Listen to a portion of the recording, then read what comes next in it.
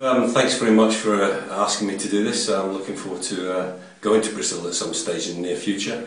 Firstly, let me just quickly introduce myself. Andrew Graham is my name. I've been in the IT industry now for over 25 years.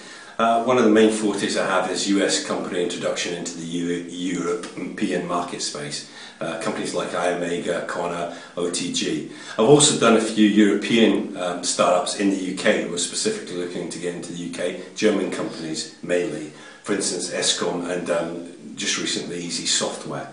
And the applications markets I've been targeted at are markets like storage, document management, electronic content management, working with apps like SAP, working with Microsoft and the ECM market space, and with SharePoint as an example. So what do you see as a big opportunity for Brazilian companies, Andrew, particularly in that applications and software space in Europe? Well, I mentioned a couple of the big players in there, like SAP, for example. But one of the main issues that we have now in Europe is the high cost of services. And with the current so-called recession that's going on over here, a lot of companies are looking to save money in any way they can.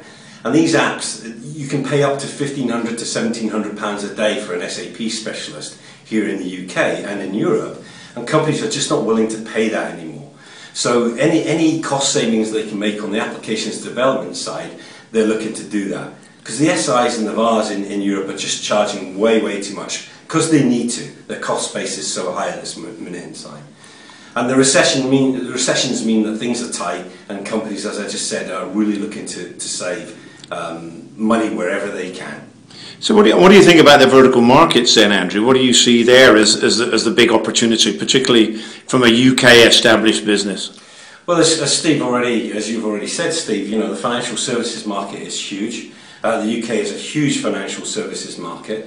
There's lots of companies in banks, insurance companies, corporate banking, all those kind of areas are looking for more for less. They're looking for better savings and applications that are developed against their current legacy systems. A lot of the systems they have are old. It's an old school banking tradition here in the UK.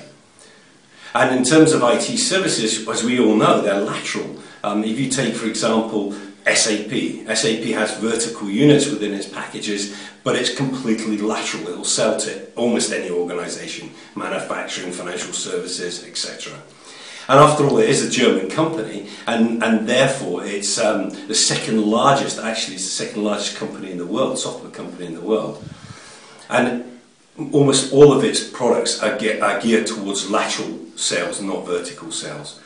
It's not very strong in the US, mainly because it's a German company. But why restrict yourself to a vertical market when, as I've just said, markets are lateral? The oil and gas industry in the UK is huge. The North Sea is an example. Take manufacturing, for example. Germany, I'm sure you all know about Mercedes, BMW, Audi cars. They're all manufactured in Germany, so there's a huge manufacturing opportunity there. A lot of these guys use SAP again, so SAP services, Sarah, ABAP programmers, that kind of software application development is a huge opportunity. And if you're good at it, which Brazilian companies are, there is an opportunity here. So the market looks like it plays to the strength of the Brazilian companies, but if they wanted to set up a business in the UK or in Europe, you know, what would you say would be the best strategy for them to adopt? Well, really, there's three strategies. You either buy a company that's doing really well, you can in the mergers and acquisition space, or you buy one that's failing. Either way, obviously, if it's doing really well, it's going to cost you more money. If it's failing, it's going to cost you more work. And then, of course, you've got organic growth, so you can start up a company here. And to start a company in the UK is so simple and so cheap. I mean, you can buy an off-the-shelf company for £147. But to do it properly, to get the company set up from an accounting point of view, from a legal point of view, it's going to cost you in the region of £1,500 to £2,000. And that's your company set up. I believe that's an awful lot easier than what Steve's told you it is to do a Brazilian company, i.e. BT, for example, that he started over in Brazil. In terms of the way you address that market space, obviously mergers and acquisitions, everybody knows what that's about. There's a lot of Indian companies buying up UK companies at the moment, so if you guys are going to do it, you need to start moving now. From an organic point of view, the 80-20 rule always takes place. You get 80% of your business from 20% of your customer base. The key in starting a company in Europe is to find the 20% first. And that's why you need a local presence, local expertise, whether you're going to have a direct channel or an indirect channel. You need people that can go out there and find that 20% first, not the 80%, but the 20%. Thanks, Andrew. We look forward to seeing some Brazilian companies over here, eh? Yeah, I can't wait. Thank you.